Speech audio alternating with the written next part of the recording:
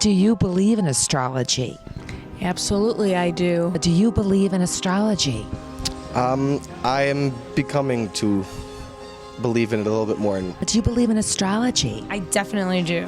I'm a Cancer with my moon in Sagittarius and my rising sign in Virgo, and a lot of things have come true because of astrology in my life. What is bringing you into learning more about it?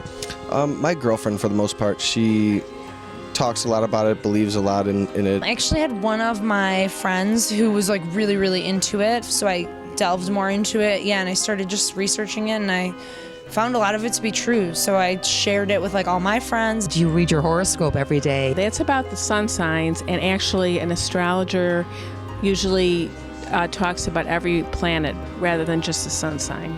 Do you buy into the 2012 prophecy, the Mayan prophecy at the end of the world? I don't know. Y2K, nothing happened, and now it seems like it's kind of just the same thing, like to scare people, maybe to get them to go out and spend more money now because they might not have a chance later, something like that. But I mean, I'm not worried about it too much. Along those lines, do you also believe in the power of gemstones and healing, or? I have only once in my life been to like a rock shop that was pretty interesting. And I could feel vibes, but not, I haven't really gotten into it. No. Have you ever delved into the properties of gemstones? I have done some healing work with gemstones, and it has helped me. And I would like to show off my moonstone. This is my star and my moon earrings. Good evening and welcome to Dinner with Dorann, Food for the Soul. We are here tonight at Gulliver's. Gulliver's has been around over 50 years and is known for its wonderful pizza. What sets Gulliver's apart, though, is their ambiance. Take a look around. You'll find antiques, sculptures, paintings from all over the world. You have wonderful food, wonderful atmosphere. Definitely check it out. And now I'd like to introduce my lovely and esteemed guest, Dawn Silver, astrologer, naprapath, and author of Jewels of the Lotus, the recipient of the Coalition of Visionary Retailers Award. She also teaches regularly on the Sea Angels spiritual tours on cruise ships through the Caribbean and Alaska. Quite a resume. Welcome to the show. Thank you so much for the invitation, Dorann. I'm so glad to be here. We're so happy to have you. Can you tell us a little bit how Jewels of the Lotus would be different than other generic crystal books or astrology books? I wrote the Jewels of the Lotus because in those days there wasn't an oracle or much of a good teaching tool that would explain how to use crystals in crystal healing body work. I see. So this is what the Jewels of the Lotus does. How did you get involved with astrology? Astrology has gotten so popular again. And Hasn't it? my business is so busy, and I thank Wonderful. the goddess it's so busy. I was 15. I had a boyfriend who was older. Don't recommend that, folks. And used to say things like, the reason you're so crabby is because your moon's in Cancer. And so I got into astrology actually trying to prove that it was not valid. I met a good teacher. I learned how to construct charts back in the days before you had computers. You used to have to know math, do it by hand. And then I went to an astrology convention. And when I got to the convention, there was this man with 2 tables of crystals. And at the end of the convention, I wound up trading him $200 worth of sea vegetation products, which I'm a big seaweed fan. And I started bringing them up, selling them dirt cheap. There was not another crystal shop in Chicago, and it rolled So itself from the ground up. So it rolled itself into Healing Earth Resources, and it was great. Well, it was a metaphysical store, and Right. It was a very large bookstore. We had crystals and lots of energy healers, lots of everything you could imagine. It was, I called it the village at Healing Earth. It was an emporium. And it was almost 20 good years of my life. It was awesome. And I was just really fortunate to get to do that kind of work in Chicago. birthstones, are they, everyone knows about their birthstone. The gemstone retailers, they created a system where you they divided it by month, which was an easy way to do it. But within a month's time, you have 2 different energies. You have- Exactly. So you can't relate it to the astrology. If you're born on a certain day, there's a science called Rasavidya astrology, where the main component is just knowing the day of the week that you're born on can hold off or ward off the karmic effects of the planets.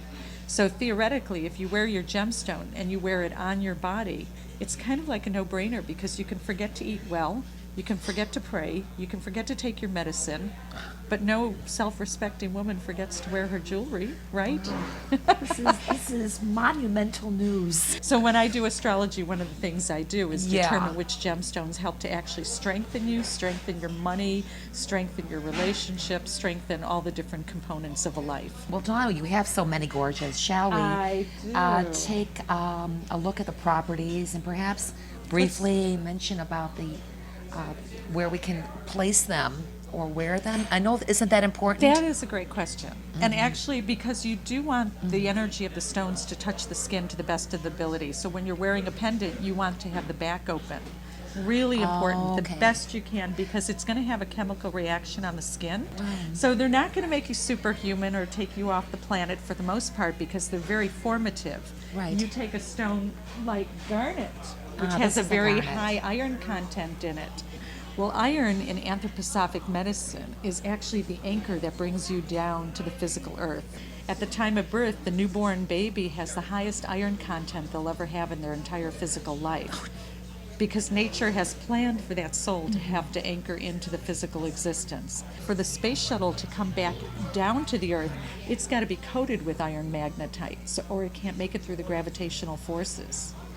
It's just Okay, so amazing it how is. spiritual science really is Well, coupled with science. Exactly. In fact, on our last show, we were talking about science and spirituality and melding the two together. And I like to think that that's the work I do with the Jewels of the Lotus. I try to create a bridge from the science to the meta-science. It's just one of the last frontier sciences. It Yet to is. be, I mean, we're still the woo-woos and the jujus, but it's actually science that's proving this whole field, and it's fabulous.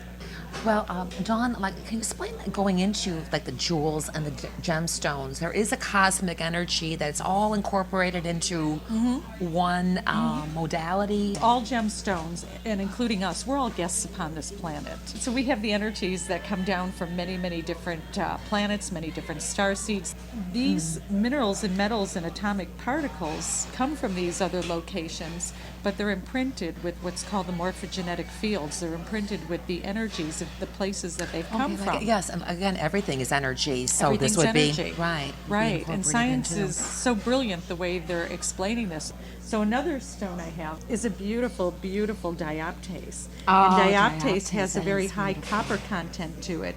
But it's interesting because at the time of birth, the mother will have triple the amount of copper in her physical body, because copper creates the envelope, the electrical force field that takes the baby, that takes the energy of the incarnating soul and brings it to the realm of the breasts. And then if you take it to the next level, you know how they always say men are from Mars and women are from Venus? Men actually have more iron in their system at any given time, and women actually have more copper. And copper is ruled by Venus, and iron is ruled by the planet Mars. And consequently, if you want to up your copper content, You should do it through jewelry. And the reason why through jewelry is because copper can be actually toxic if you don't know what you're doing with it. So any stone that has a high copper content to it, like malachite has a very high copper content to it. Yeah, And this that is look- another beautiful isn't that pretty? green. So That this right? is an actual one of the jewels, one of the oracle jewels, and this is the malachite. And this would be the counterpart. This is rhodochrosite. Oh, is that So that's again, stunning. high carbon content, which vibrates yellow in the chromatographic scale, along with That's a fantastic. high manganese, which vibrates scarlet, and you put the two colors together, and they create the frozen flame. I love that. I love how nature just works. So turquoise is a high copper content too. And one of the things I do in the work I do is I correlate the color to the vibration of the stone. So like turquoise is very good for burns in particular, but even if you just used a turquoise light on a burn, So actually, you're saying that you could put a turquoise light Oh, a turquoise light. Right. On a burn. Right. And it can be Or vibrationally, healed. you'd Or wear the- vibration. Right. Yeah. It would work the same way in the plant kingdom, because you go to the plant kingdom and you look at what plants, the mature leaves have a blue-green ray, and that would be aloe vera, tea tree, marjoram, lavender, probably a few more, exactly. calendula. The mature leaves of all those plants have a blue-green mist to them. And those are the plants that are specific also for burns in the body. Dawn, I can't get my eye off that Which one? huge quartz. Oh, this one's from Tibet, and I like collecting quartz from different places in the world. It And- holds the region where it's been for a Yes. long time. Dawn, I've heard that the quartz is the most as far as like manifesting desires. You can again program it with positive That's another great manifestation. So quartz is really super responsible for what I would call the outer covering. It's the outer covering of the earth. 70% of our crust is actually silicon dioxide. Oh. And that's why we're known as the living library in the galaxy, because quartz can hold all this information. But even in your physical body, quartz is the outer covering. Like your skin is made out of silicon, right? That's why we It use is? silica for the skin. Oh, And if you silicon. look at every single cell of a quartz crystal, the silicon dioxide, it's always going to be hexagonal in shape. And if you look at your skin underneath a microscope, each and every cell is going to be a densely packed unit of six-sided molecules, the suprasquamous and the columnar cells. But even inside your body, when you take silica inside your body, it's the outer covering of the bone. So it's not for going deep like phosphorus or boron would be, and they have a different atomic structure, but silica would do that. So it's the outer covering of the feathers on a bird or the eye of a fly. If you look under jeez. it's crazy. This Or is the turtle's back, or the beehive. You have to go which to is the silicon- Galapagos Islands and do some research. Stop the show. Let's go now.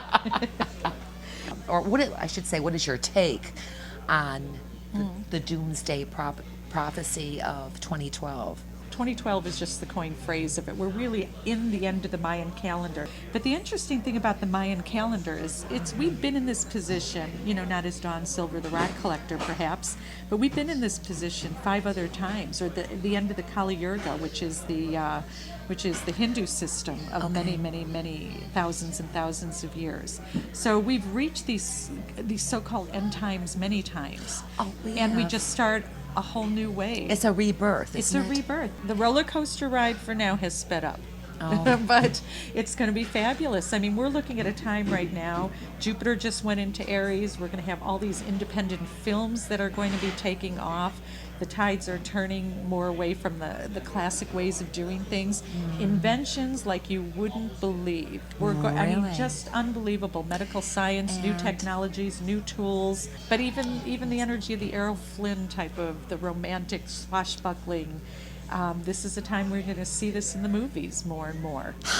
And we're going to be looking there for forward to it. 7 years with Uranus in Aries. And we Aries. just had a year and a half ago Pluto go into Capricorn And Dawn, where do you do your readings? at home. In the cave. In the cave at home. You know Sounds me. dangerous. For Yes, I know. 25 years of my life, I was very, very public. And when my store closed, I kind of took it back to the cave. And so now people come over the house. But I would say about 70% of what I do is over the phone even. So I have people all across the country. I should say that I am a good testimonial. Dawn has done my chart, which is fantastic. You can contact me through my website at www.dawnsilver, like the color, dawnsilver.com. Dawn, it's been a pleasure having you on the show. Thank you, Dorann. I love it. We have had so much fun. Thank you, everyone, for watching. We so appreciate it. And until next time, we hope you have a wonderful, wonderful night.